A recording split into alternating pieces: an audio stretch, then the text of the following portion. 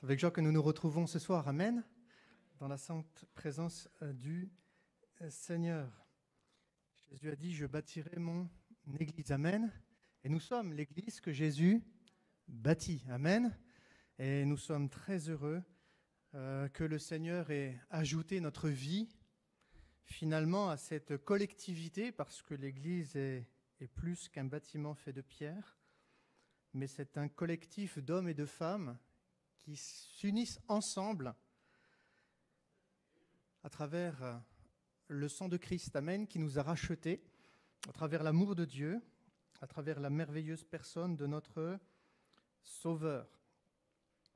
Et il est vrai que ce qui permet à l'Église de vivre Christ, eh bien, c'est la présence du Saint-Esprit. Amen. C'est également la vérité de sa parole qui est proclamée au milieu de nous.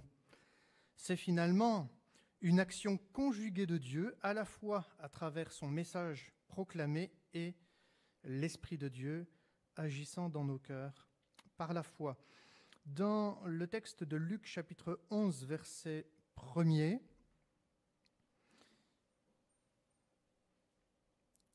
il est question ici d'un texte que Luc relate concernant un enseignement de Jésus. Nous retrouvons ce texte de Luc 11, chapitre 1, dans l'évangile de Matthieu, au chapitre 6, et à partir du verset 9. Et quand je vous parle de Matthieu, chapitre 6, verset 9, certainement, déjà dans vos cœurs, cela fait référence à une des peut-être plus grandes prières qu'il ait été donné aux hommes d'entendre. Peut-être pas seulement le fait de l'entendre, mais nous savons que cette prière, c'est un enseignement. Et à travers cette prière se résument tous les principes qui conduisent l'homme à s'adresser à Dieu. Les principes fondamentaux. Et ici, eh bien, il s'agit du regard de Luc, tout simplement, sur cet épisode de l'enseignement de Jésus à ses disciples. Nous allons lire ensemble, donc, Luc 11, à partir du verset 1er. Il est écrit, Jésus priait un jour en un certain lieu. Lorsqu'il eut achevé, un de ses disciples lui dit, « Seigneur, enseigne-nous à prier, comme Jean l'a enseigné à ses disciples. » Il s'agit ici de Jean le Baptiste. Il leur dit, « Quand vous priez, dites, Père, que ton nom soit sanctifié, que ton règne vienne. Donne-nous chaque jour notre pain quotidien. Pardonne-nous nos péchés, car nous aussi nous pardonnons à quiconque nous offense. Et ne nous enduis pas en tentation. » Vous avez compris que le sujet de ma méditation ce soir était sur le thème de la prière. C'est un thème qui est très très important dans la Bible, la prière, parce que c'est le contact personnel que les uns et les autres nous pouvons avoir avec le Seigneur.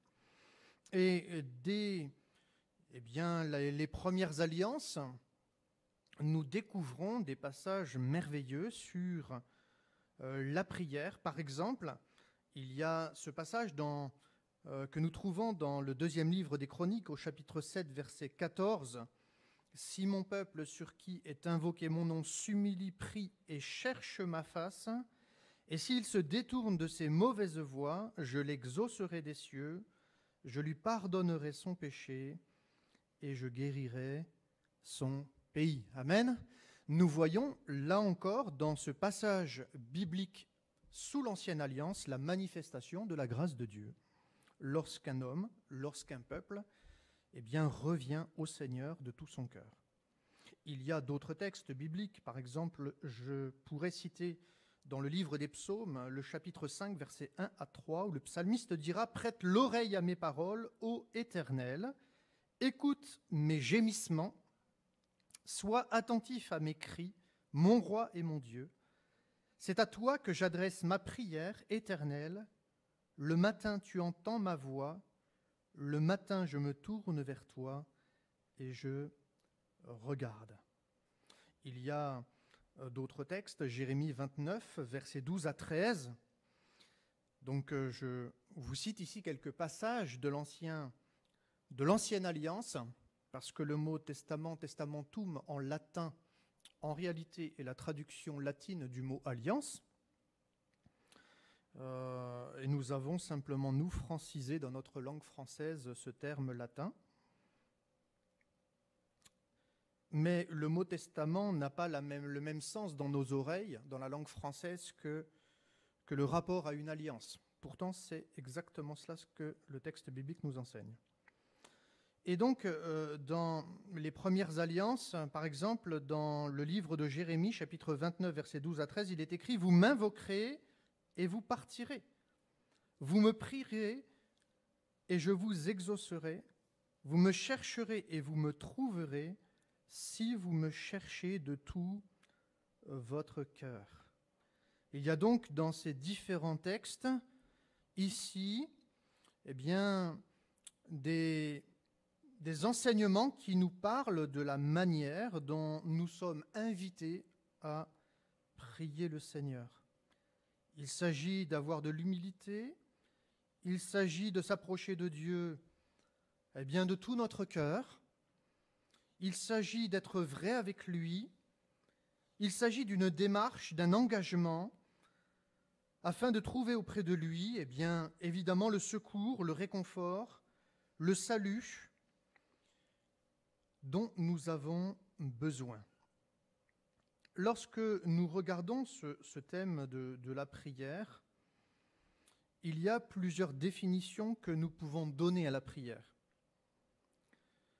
Alors, qu'est-ce que prier ? Si je posais la question aux uns et aux autres ce soir, je pense que certains me diraient, prier, c'est parler à Dieu. Est-ce que c'est vrai ? Oui. Quand on prie, on parle. Alors, eh bien, cela nous montre que prier, c'est possible même pour un enfant. C'est même possible pour quelqu'un qui, je vais le dire comme ça, il n'y a aucune méchanceté dans ce que je dis, mais même qui est simple d'esprit. Il ne faut pas avoir fait des très très hautes études pour prier.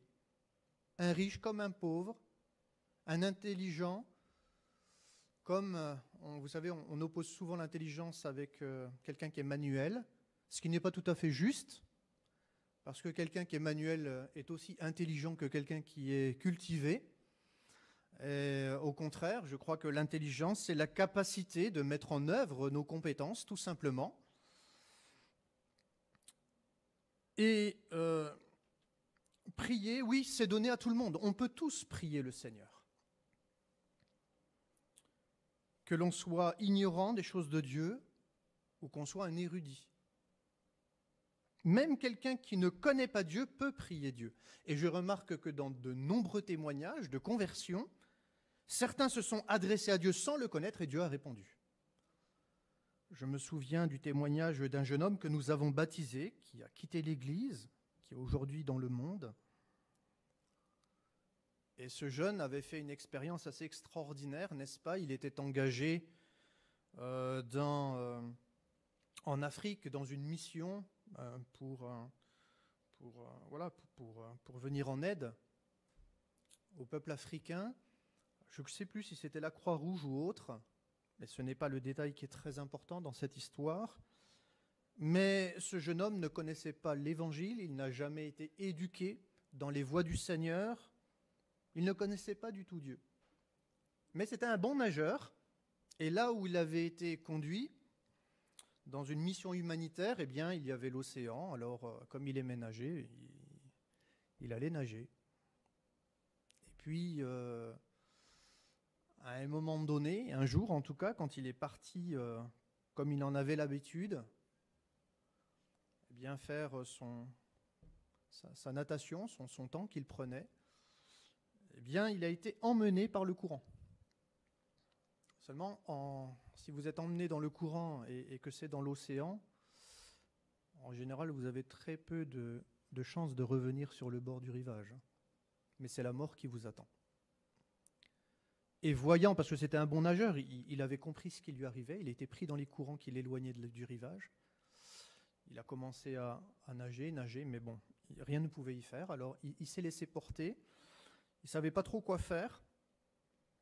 Et alors qu'il n'avait eu aucune éducation chrétienne ou religieuse, ben, il a crié à Dieu. Il a dit, mais si tu existes, eh bien ramène-moi sur le bord du rivage. Et Dieu a posé sa main, Dieu est intervenu en faveur de ce garçon.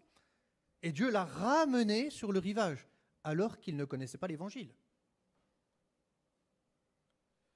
Et effectivement, prier, tout le monde peut prier le Seigneur. Ce n'est pas une question de le connaître ou de ne pas le connaître. Dieu se rend accessible, même aux ignorants. Prier, c'est, si on donnait une autre définition de la prière, prier, c'est demander finalement quelque chose à Dieu. Vous êtes d'accord avec moi? Si on n'a rien à demander, en général, on ne prie pas. C'est d'ailleurs bien dommage que nous nous adressions à Dieu principalement lorsque nous avons des besoins. Parce que dans la notion de la prière, il n'y a pas que demander à Dieu quelque chose. Mais c'est aussi prier, remercier le Seigneur. Prier, c'est aussi bénir le Seigneur à travers toutes sortes d'actions de grâce. C'est de le louer, c'est de l'adorer. Mais c'est vrai que, en règle générale, il est communément admis que prier, c'est demander quelque chose à Dieu. Et dans la Bible, nous voyons que certains ont même lutté pour obtenir la bénédiction. Et il est vrai que prier, c'est aussi une lutte intérieure. Pourquoi c'est une lutte intérieure? Parce que l'orgueil de l'homme fait qu'on préfère s'en sortir par soi-même. On préfère se sortir des situations que nous traversons par nous-mêmes, par nos capacités, par nos moyens, notre intelligence, nos forces. Et il est vrai qu'il faut aller au-delà de son ego, reconnaître que le moi est insuffisant dans une situation et que je ne peux finalement, par moi-même, ne pas réussir à résoudre un problème. Cela demande de l'humilité. C'est une lutte avec soi-même, puisque finalement, c'est demander à un autre de nous aider. Et quand on prie le Seigneur, c'est demander à Dieu de nous aider. Et je le crois dans la Bible, puisqu'il est question de chercher Dieu de tout notre cœur, je crois que Dieu aime. C'est pas que, pardonnez-moi, je vais le dire comme ça, Dieu n'est pas vicieux. Il ne prend pas plaisir à la souffrance. Non. Mais il se fait attendre. Dieu voit la souffrance. Est-ce qu'il intervient toujours parce que l'homme souffre? Non. Pourquoi? Parce que ce que Dieu attend de l'homme, c'est une attitude de foi. C'est une démarche. C'est une démarche de reconnaissance, parce que finalement, prier Dieu, c'est reconnaître qu'il existe et qu'il est tout-puissant. Tout-puissant pour agir, tout-puissant pour intervenir, parce que finalement, lorsque Dieu agit, c'est qu'il intervient dans notre histoire afin de répondre, de résoudre nos problèmes, afin de manifester parfois simplement sa puissance et son autorité, même sur les éléments de la nature, pour que l'homme, face à cette puissance, reconnaisse sa petitesse et la nécessité qu'il a besoin de dépendre davantage de lui. Et parfois, dans notre vie de disciple, nous pouvons traverser bien des problèmes qui n'ont uniquement pour but de nous faire réaliser que nous avons besoin de dépendre de lui. Et plus de lui. Si on donnait encore une autre définition de la prière, prier, c'est aligner notre volonté sur celle de Dieu. La prière ne consiste pas à obtenir quelque chose de Dieu, le forcer à agir selon notre conception, selon notre désir, notre volonté. Vous savez que ce qui fait obstacle à la prière, c'est lorsque nous prions Dieu, non pas selon sa volonté, mais selon la nôtre. Parce que vous remarquez que dans le Notre Père, c'est que ta volonté soit faite sur la terre comme au ciel. Il y a également d'autres passages dans les Saintes Écritures où l'apôtre Jean dira, et c'est aussi bien que ce soit l'apôtre Jean qui nous le dit, ça aurait été l'apôtre Pierre, on dirait oui, mais Pierre c'était un homme dur. Mais Jean c'est l'apôtre de l'amour. Mais Jean dira quand même, nous avons auprès de lui cette assurance, cette foi, que si nous demandons quelque chose selon sa volonté, il nous écoute, selon sa volonté. Autrement dit, si ce n'est pas selon sa volonté, est-ce que Dieu est obligé de nous écouter? Bon. Cela signifie que prier, c'est chercher à s'aligner sur la volonté de Dieu. Quelle est la volonté de Dieu? S'il est parfois difficile de se comprendre les uns et les autres et de connaître parfois les motivations de ceux qui nous entourent, quand ils viennent nous demander quelque chose, il y a une chose qui est extraordinaire, c'est que lui, Dieu, connaît notre cœur. Amen. Il connaît notre motivation lorsque nous lui demandons quelque chose. Et lorsque nous lui demandons quelque chose, il sait si notre motivation est conforme à la sienne. C'est-à-dire si notre cœur, finalement, est aligné sur son cœur. Parce que prier, n'est-ce pas prier de tout son cœur, finalement, puisqu'il s'agit de chercher Dieu de tout son cœur. On peut dire aussi que prier nécessite cet engagement du cœur, cet alignement du cœur. Prier, c'est donc s'orienter dans la direction de Dieu. Et non pas simplement souhaiter que tout aille mieux dans notre vie. Dieu veut notre bien. Et parfois, notre bien passe par la souffrance. Parfois même, le bien de l'autre passe par notre propre souffrance. Il y a dans la Bible des mystères. Le mystère, par exemple, de sa volonté. Il y a le mystère de Christ. Il y a des mystères dans la Bible. Je crois qu'un des plus grands mystères, c'est le mystère de la souffrance de son peuple. Je ne parle pas simplement d'Israël. Je parle de son peuple. C'est-à-dire, j'inclus l'Église dans cette réalité, puisque l'Église est le peuple de Dieu, évidemment. Mais le mystère de la souffrance de l'Église à travers les âges, c'est quand même incroyable que Dieu laisse le monde s'attaquer autant à l'Église, nuire à l'Église, persécuter l'Église, emmener des milliers de personnes dans la mort. Dieu laisse. C'est vrai ou c'est faux dans l'histoire? Regardez le livre des Actes des Apôtres déjà. Puisque quand on regarde l'histoire de l'Église, tous les apôtres sont morts comme des martyrs. Pourquoi Dieu laisse ça? Est-ce que ça nous paraît juste? Vous savez, la notion que nous avons de la justice n'est pas forcément celle de Dieu. Évidemment, pour autant, je ne crois pas que Dieu pense que c'est juste qu'il en soit ainsi. Mais il n'est pas improbable que, et je ne peux pas parler à la place de Dieu, mais selon ce que la Bible nous enseigne, nous pouvons penser qu'il est nécessaire qu'il en soit ainsi. Et pourquoi il en est nécessaire qu'il en soit ainsi? Que parfois nous traversions la souffrance, non pas pour que nous-mêmes nous apprenions quelque chose de lui, mais pour qu'à travers notre souffrance, le monde apprenne quelque chose de Dieu. Et c'est vrai que lorsqu'on regarde, que ce soit l'histoire d'Israël ou l'histoire de l'Église dans les Actes des Apôtres, on a le même constat. Un constat que, d'ailleurs, la Bible mentionne, où il est écrit que Dieu use de patience, ne voulant pas qu'aucun périsse, mais que tous parviennent à la connaissance de la vérité. Moi, je crois que Dieu permet la souffrance de l'Église pour le salut du monde. Ça paraît dingue. Mais Dieu laisse.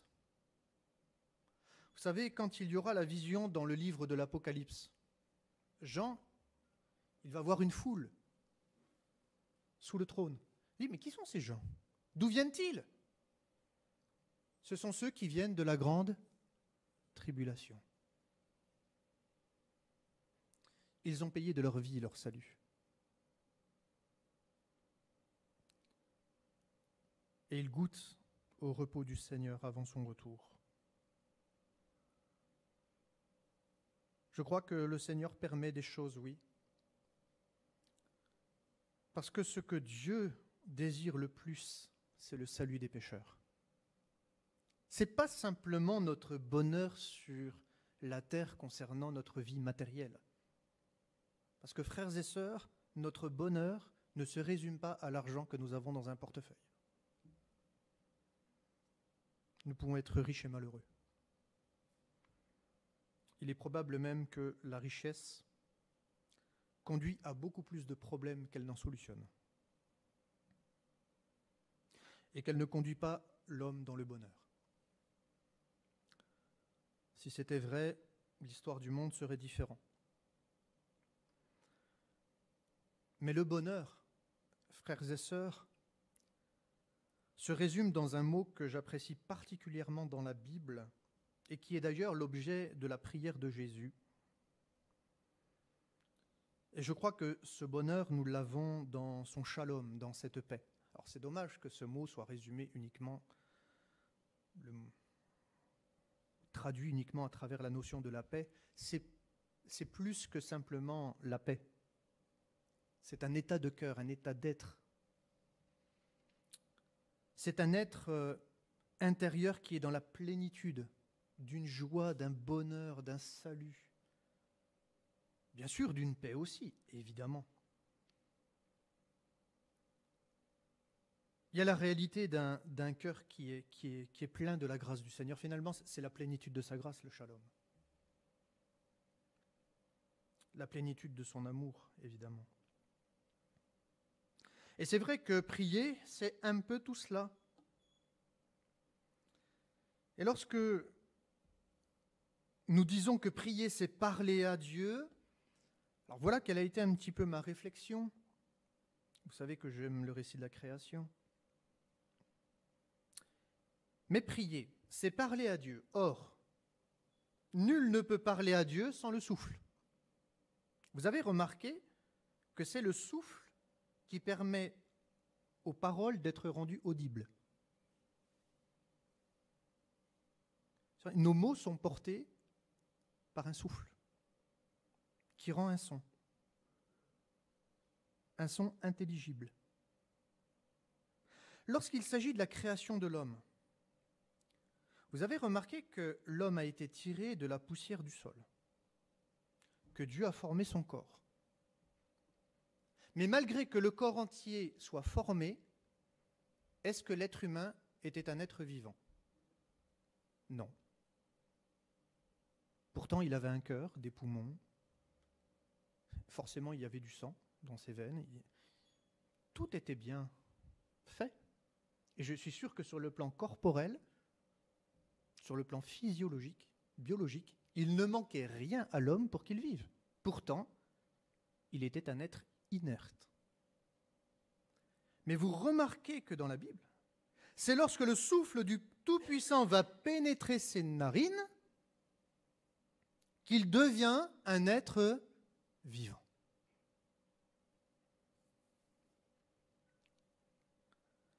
Dans la perspective divine de la création de l'homme, perspective qui nous introduit dans le projet divin,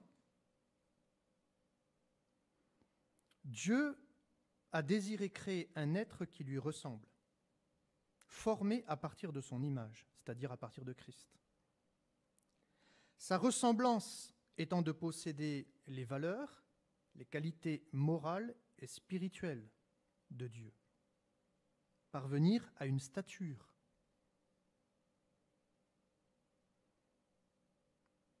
Or, si le souffle permet l'expression de la parole, cela signifie que nos prières doivent être portées par le souffle du Saint-Esprit, mais on peut parler aussi de l'inspiration des Écritures. C'est-à-dire que notre prière, elle doit être inspirée par la parole de Dieu pour faire de nous des hommes et des femmes authentiques, de foi. La prière donne à l'Esprit l'occasion de parfaire l'image de Christ en nous. Et cela ne concerne pas seulement notre personne, mais aussi l'Église. Parce que l'Église, en tant que peuple de Dieu, en tant qu'épouse de Christ, se prépare à la rencontre de son époux, se perfectionne. C'est-à-dire rentre dans une plénitude, parce que le mot parfait, c'est la notion d'être complet. C'est-à-dire il ne manque rien.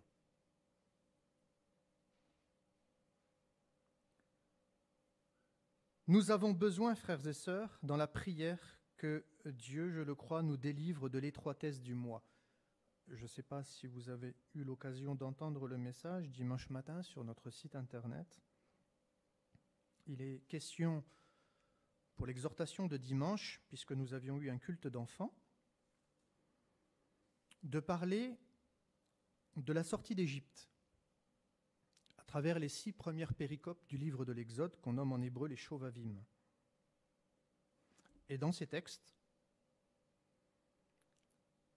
il est question de la sortie d'Égypte, Mitzraïm, qui vient de l'hébreu chatz, qui signifie étroit.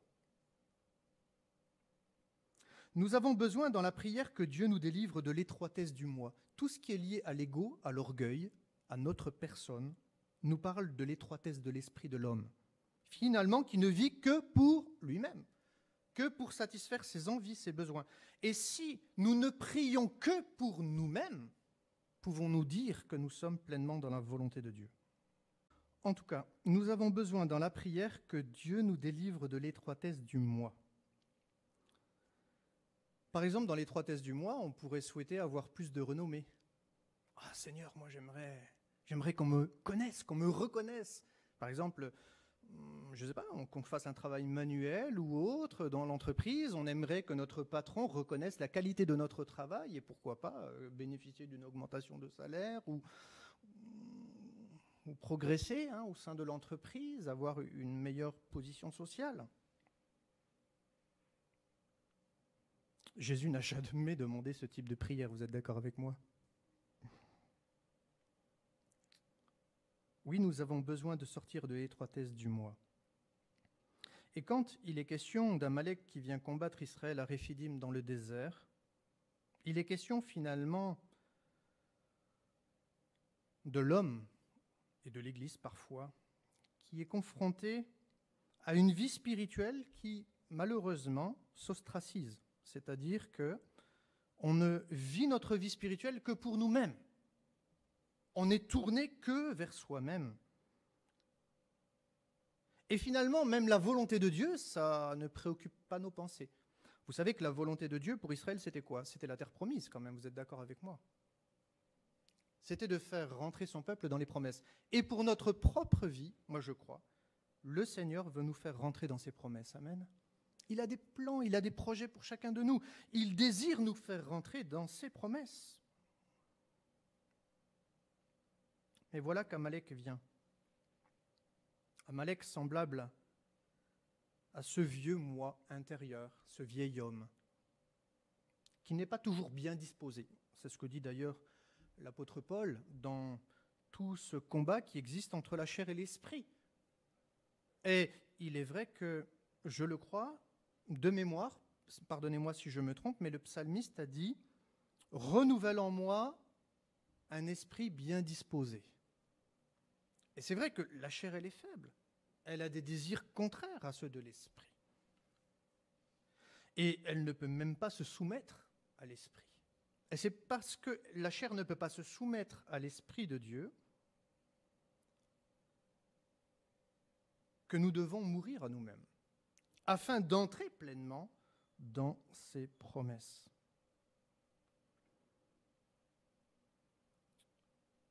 Nous le voyons dans le Notre Père aussi, comme dans le symbolique de la sortie d'Égypte. Que ta volonté soit faite, sur la terre comme au ciel. Et Seigneur, ce que nous voulons nous rappeler ce soir dans nos prières, oui, nous avons des besoins, et Dieu les connaît. Est-ce que nous avons le droit de prier pour nos besoins? Évidemment que oui. Bien sûr que Dieu désire que nous puissions prier pour nos besoins. Faites connaître vos besoins à Dieu. Mais pour autant, si l'exclusivité de notre dialogue avec le Seigneur se résume aux besoins que nous avons, est-ce que nous avons vraiment compris qu'est-ce que la prière?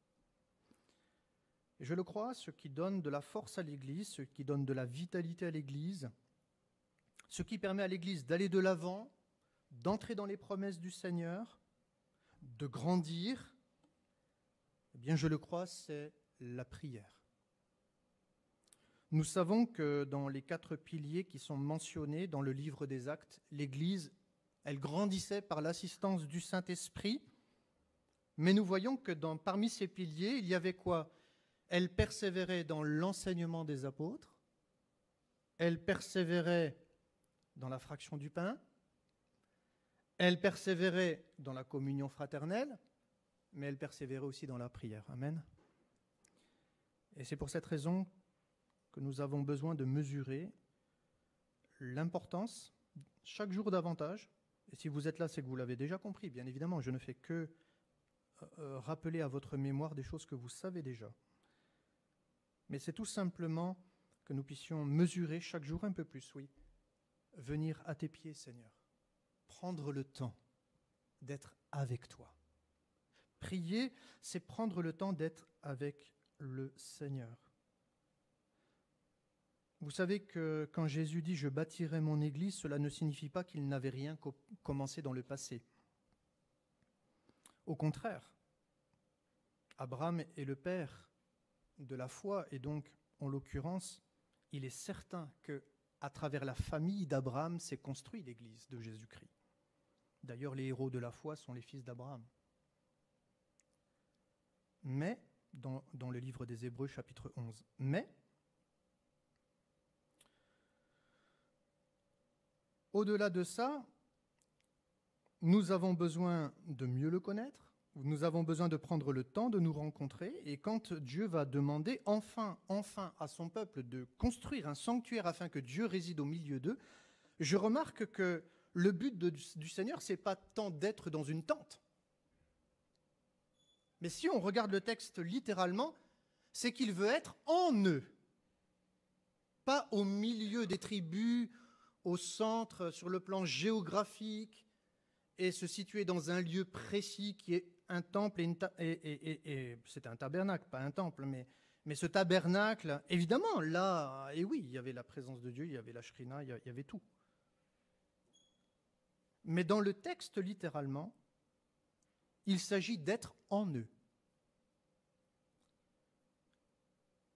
Et finalement, quand Jésus s'appelle Emmanuel, qu'est-ce que ça veut dire? Eh bien, ça veut dire que Jésus tabernacle au milieu de son peuple. C'est ce qui est écrit d'ailleurs dans l'évangile de Jean. Il est venu habiter au milieu de nous. Littéralement, il est venu tabernacler au milieu de nous. C'est-à-dire que Jésus est le tabernacle du Père sur la terre. Mais ça veut dire que si Jésus est le tabernacle du Père sur la terre, nous, en tant que petits Christ chrétiens, nous sommes aussi, à cause du Christ, le tabernacle de Dieu au milieu des hommes, par notre vie, parce que nous sommes le temple du Saint-Esprit, vous et moi. Dieu désire résider dans notre cœur. Et nous savons que Jésus dira « Ma maison est une maison de prière ». Nous voulons donc prendre conscience que notre vie personnelle, comme notre vie collective d'Église, doit s'inscrire dans cette réalité de la prière à Dieu et de ne pas simplement le prier d'une manière, je dirais, habituelle. Je ne sais pas si vous comprenez ce que je veux dire. Vous savez, c'est comme quand on mange. On prie quand on mange. Seigneur, merci Seigneur pour ce repas. Mais vous avez remarqué qu'on finit parfois d'être un peu dans l'habitude. Je ne sais pas si parfois, dans votre réflexion personnelle, vous dites, bon, là,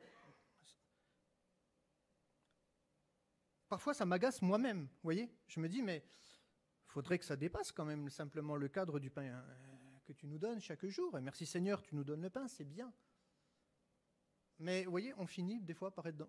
Peut-être le mot, c'est la routine. On finit par être dans une forme de routine. Oh, Seigneur, merci pour aujourd'hui. On a l'impression que c'est suffisant. Non, c'est pas suffisant. Seigneur, bénis-moi sur le trajet de la route. C'est bien.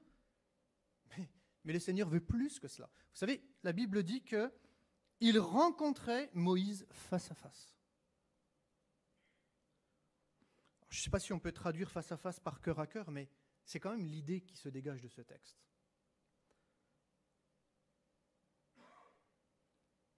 Et je crois ce que Dieu veut nous encourager, c'est d'avoir un moment vrai avec lui, un moment profond avec lui, un moment intime avec lui.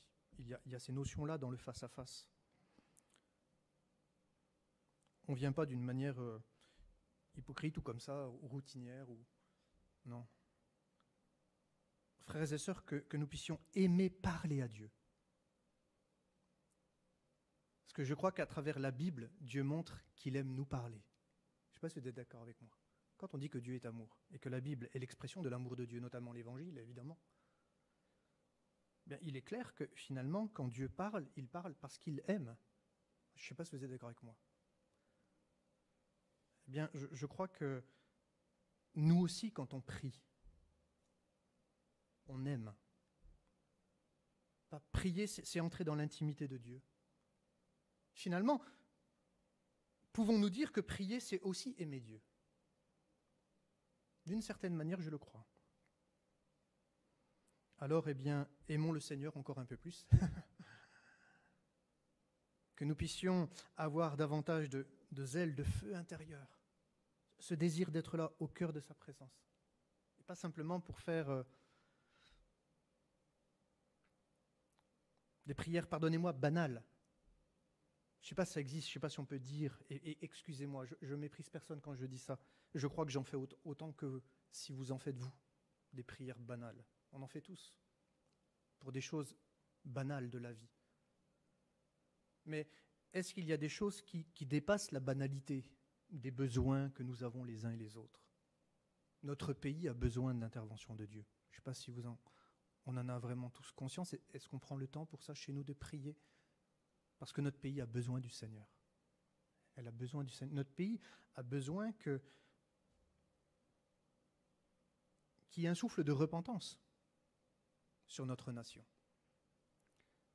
Parce que, frères et sœurs, ce que nous voyons dans notre pays, vous avez remarqué, finalement, il y a une dégradation dans notre pays, une dislocation. Tout se délite, tout se détruit, tout se décompose. Que ce soit la société, son unité sociale et sociétale, entre les générations aussi, tout se détruit. Sur le plan de l'écologie, ça se détruit. Sur le plan de l'économie, ça se détruit. Sur le plan de l'éducation, tout est en train de se détruire dans notre pays. Tout est en train de se décomposer. Il y a un mot d'ailleurs dans la Bible qui nous parle de la décomposition, c'est le mot la corruption. C'est ce qui se décompose, la corruption. Et pourquoi la France, elle va mal? Bien, moi je crois que malheureusement, c'est à cause de son histoire et des prises de position qu'elle a contre Israël. C'est une des explications. Mais il n'y a pas que ça. C'est aussi sa prise de position, déjà, avant même Israël, vis-à-vis de Dieu. Puisqu'on a finalement, pardonnez-moi, mais on a quelque part rejeté le christianisme dans notre société française, au profit de la laïcité. Et je crois que ça, c'est déjà la première des causes qui fait qu'en France, on va très très mal. Et puis il y a une deuxième cause, c'est notre attitude vis-à-vis du peuple de Dieu, vis-à-vis d'Israël. Et frères et sœurs, je crois que Dieu, on a besoin de prier pour qu'il y ait un souffle de repentance sur notre pays, pour que le peuple français s'humilie devant Dieu, pour que le peuple français crie à Dieu. Parce que la foi ne se vit pas par procuration. Et nous pouvons prier et crier Dieu pour le salut de notre nation, mais tant que notre nation ne criera pas à Dieu, il ne se passera rien. On a besoin de prier pour que le peuple français tombe à genoux devant l'Éternel. Qu'à un moment donné, le peuple français recherche la face de Dieu. Cherche Dieu. Et je crois que si nous, l'Église, nous vivons l'Évangile dans toute sa puissance, et quand je parle de la puissance, je parle de toute la grâce, la plénitude de sa grâce dans nos vies, de sorte que les hommes et les femmes les plus heureux de la terre sont les chrétiens. Je ne sais pas si vous êtes d'accord avec moi, c'est normal qu'on soit les plus heureux de la terre. Notre nom est inscrit dans le livre de vie, et Dieu est avec nous, il est tous les jours avec nous, il nous aime, il prend soin de nous, même qu'on lui demande ou qu'on ne lui demande pas, il est là. Je crois que par l'exemple de ce que nous vivons avec Christ, nous pouvons briller de sa lumière et permettre à notre pays de tourner les regards vers celui qui est la source du salut. Que Dieu nous accorde la grâce, oui, de prier. Prier pour le salut de ce pays, mais prier pour le salut du pays implique de prier finalement pour nous-mêmes, afin que le témoignage de Christ soit vu dans ce monde, par notre consécration et notre engagement, à cause de l'amour que nous avons pour les perdus et pour le Seigneur. Alors que le Seigneur nous aide ce soir à prier avec ferveur. Amen. Amen. Alléluia. Pardonnez-moi si j'ai été un peu long, mais que nous puissions prendre du temps pour prier le Seigneur. Amen. Au-delà des chants qui ont été préparés, merci Fred pour les chants que tu as préparés. Mais on veut vraiment prier, Seigneur, ce soir. Seigneur, on va embrasser la cause des perdus. Dire, Seigneur, on vient à tes pieds. On ne peut pas accepter la mort de ceux qui ne te connaissent pas, la perdition de ceux qui ne te connaissent pas. On ne peut pas accepter ces choses-là. On ne peut pas accepter non plus les injustices de tous ordres, sociales ou autres. On ne peut pas accepter les injustices dans notre société, que nous pouvons même peut-être vivre nous-mêmes. On ne peut pas accepter la violence et la méchanceté. Vous savez, il y a un terme qui apparaît là, c'est l'ensauvagement de la société. Mais quand même, quand on pense qu'il y a 1800 agressions par jour en France, c'est pas rien quand même, 1800 agressions par jour en France. Alors nous, ça va, on n'a pas été agressés aujourd'hui, vous et moi, ok, on est là. Mais il y a combien de personnes qui ont été agressées? Et combien parmi ces personnes qui ont été agressées ont perdu la vie? Il y a quand même un problème.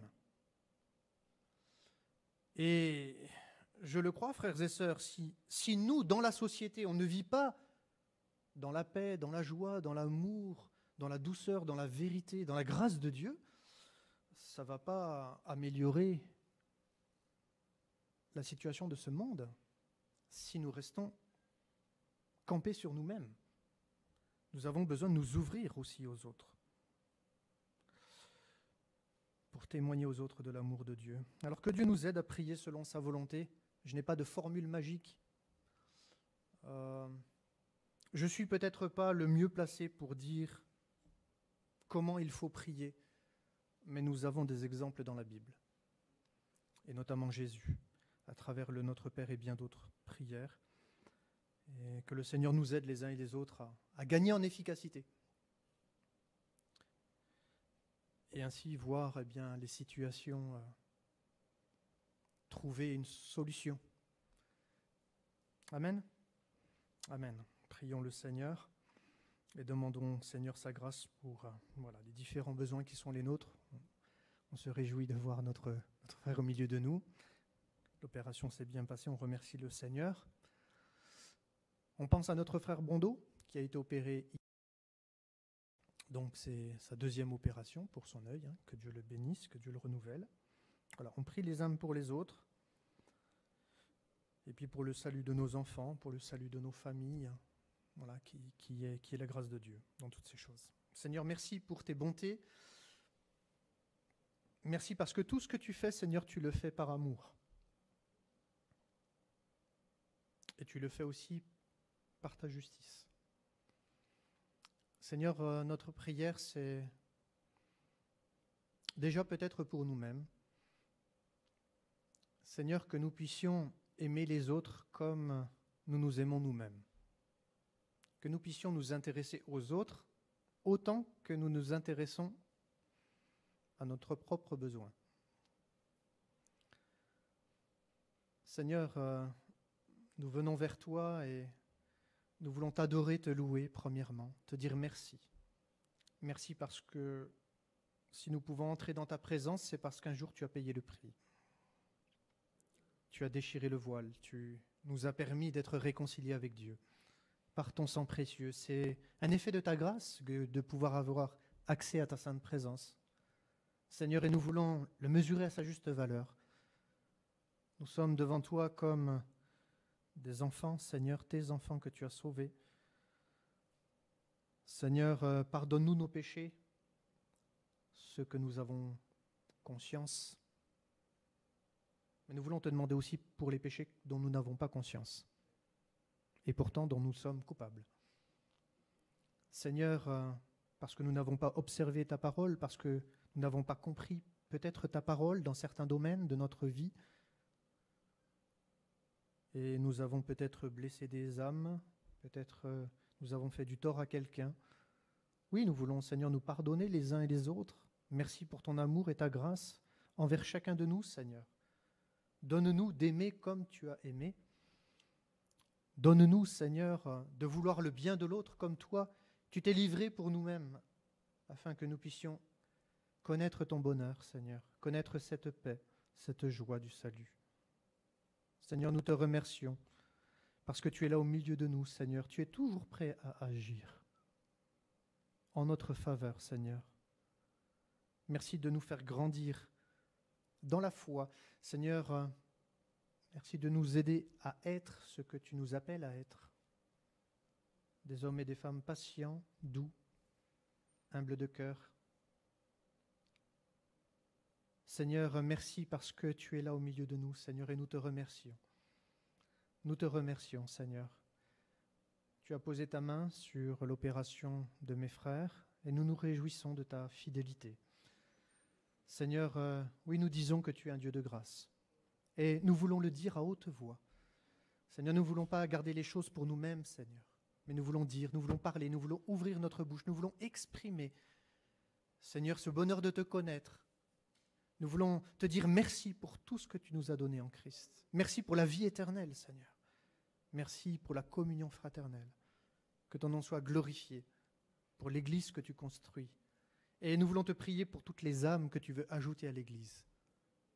Seigneur, utilise-nous, nous voulons être à ta disposition. Donne-nous d'être attentifs lorsque ton esprit nous conduit vers une âme perdue. Seigneur, nous voulons prier les uns pour les autres. Et nous te disons merci pour le salut que tu veux, Seigneur, offrir à toutes les nations, à l'humanité en Jésus.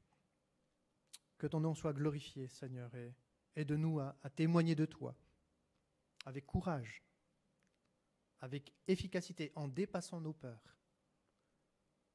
Que ton nom soit béni, Père, dans le beau nom de Jésus. Amen.